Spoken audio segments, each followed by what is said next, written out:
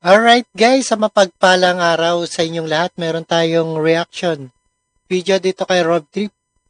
Ayan, BP Sara nagpaabot ng pagbati para sa National Rally for Peace ng Iglesia ni Cristo.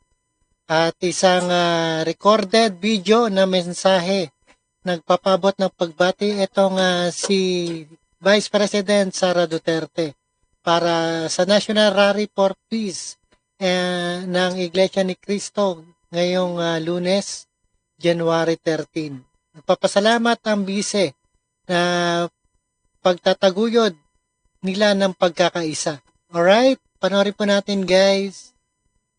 Sa ating mga mahal na kababayan, taus-puso akong bumabati sa lahat ng lumahok sa malawakan Peace Rally ngayong araw. Ito ay isang makapangyarihang pagpapakita ng pagkakaisa at pananampalataya na ang tanging hangad lamang ay kapayapaan tungo sa kaunlaran ng ating bansa.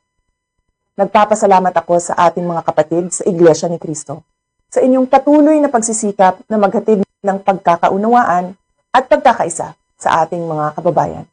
Sa gitna ng tumataas na presyo ng bilihin, kahirapan, at iba pang suliranin, ang isang mapayapa at nagkakaisang Pilipinas ay hindi kailanman matitinag at paulit-ulit na aahon sa gitna ng hamon ng panahon.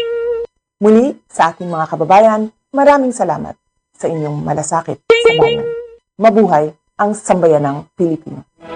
Yan po ang pagbati ng ating Vice President Sara Duterte at para sa National Rally for Peace ng Iglesia ni Cristo.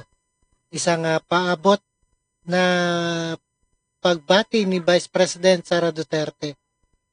Alright? At maraming salamat sa inyong lahat at nagpapasalamat ang bise sa pagtataguyod nila sa pagkakaisa. Alright, don't forget to subscribe this channel, Rob 3, and peace out.